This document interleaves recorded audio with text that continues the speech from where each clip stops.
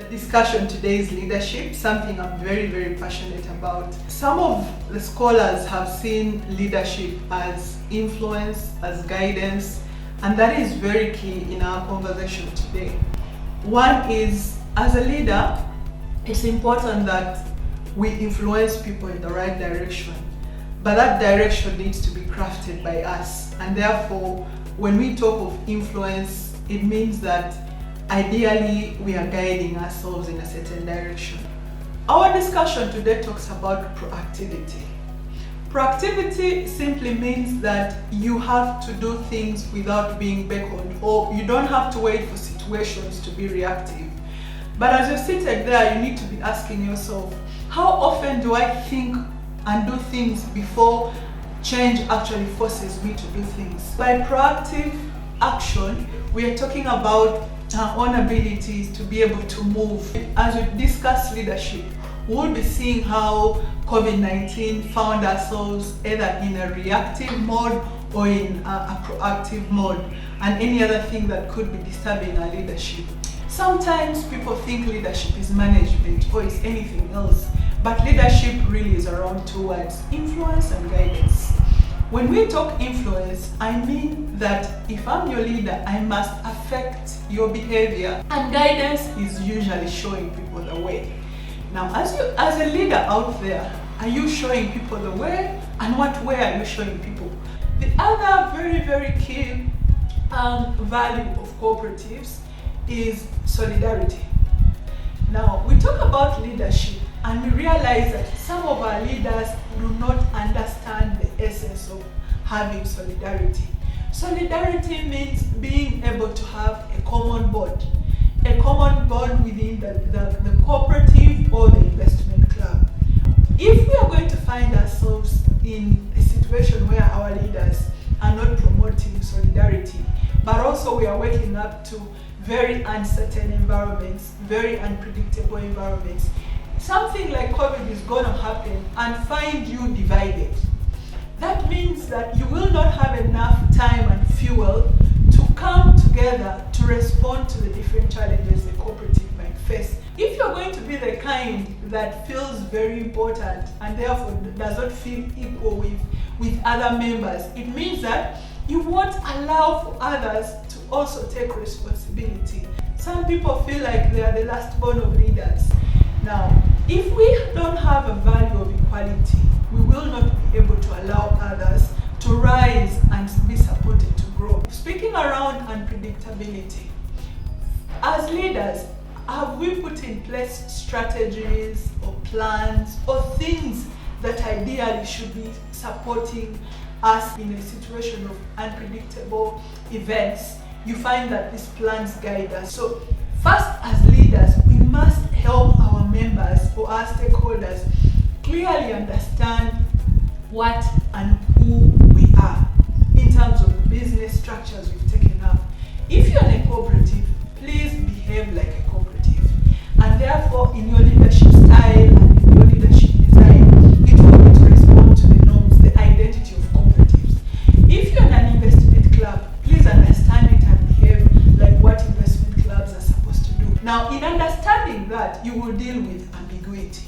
And let's discuss issues to do with openness. How many leaders are open about situations? We are talking about emerging challenges. Have we been honest enough to tell our members that, because of COVID, we lost some money? Because it's happening. The other thing that is very important is actually the issue of honesty, which comes in truth. Are we telling the truth? And as leaders, as members of our cooperatives, we must distinguish that. Our leaders must be honest and open. And those are two different things. As a member of a cooperative, are you being honest in the reason why you joined the cooperative? Did you come to the cooperative to just get money and walk away and work up your committee and demand a lot? Now, the other ethical value that is very, very important, like we say, is us being able to care for others. We cannot be in a situation where we're selfish. we must be able to care for ourselves in the decisions we take, so that at any one point in time, we bring the interest of our members as a priority. And I'll quickly go to the principles of cooperatives, which also works very well for the investment clubs. Voluntarism is very important. Voluntarism means that you take your own decision to belong to this cooperative or to this investment club. And therefore, for that reason, you're not going to be forced or you're not going to be coerced to be a responsible member of that cooperative. Now, the second principle is democratic member practice. It just simply means participation. Are your members being given space to participate or to make decisions? Some of us are so power hungry as leaders. You want to make decisions for everything.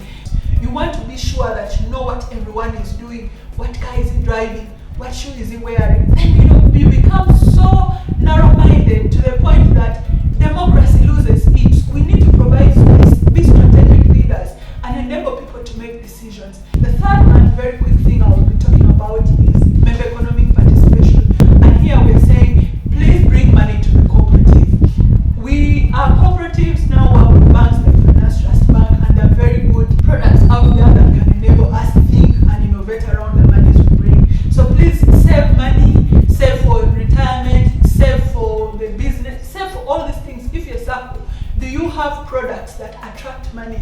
Or are you the kind of SACCO that is not thinking beyond, mandatory savings account? You're not thinking about the needs of the children and setting up children's accounts. So as we talk about member economic participation, as leaders, we must innovate for solutions that encourage members to bring in money to the cooperative. Then the fourth thing we'll be talking about is autonomy and independence. Some of us are in these SACCOs because it is a myoga. So we are waiting for the myoga money. Now once the myoga money has come, 30 million shillings, and maybe your 30% that you've saved, and this money has fully been lent out, and you are not autonomous enough to move. What is going to happen to the cooperative or to the investment club if you're the kind that is also linked to an Amyoga SACCO? So we need to say, okay, government has a role to support vulnerable communities or even businesses that are struggling. But what do we do? What do we take on from there to be able to move ourselves to the next stage? Then the sixth thing is really cooperation. If you're a cooperative out there, look for another cooperative that is doing better than you, or look for a cooperative that is not doing well if you're doing well, and empower them. Because we don't believe in competition per se, or if competition is being there, we need to do it in a manner that we do not kill others so that we can survive. And last within this principle is concern for community. When you're a leader out there, you must always be thinking about others. Always, always. It's not about you. It's about everybody else that is there, and in working together with them, you will move very far other than looking within yourself. With those very many words, I would like to thank you for listening to me.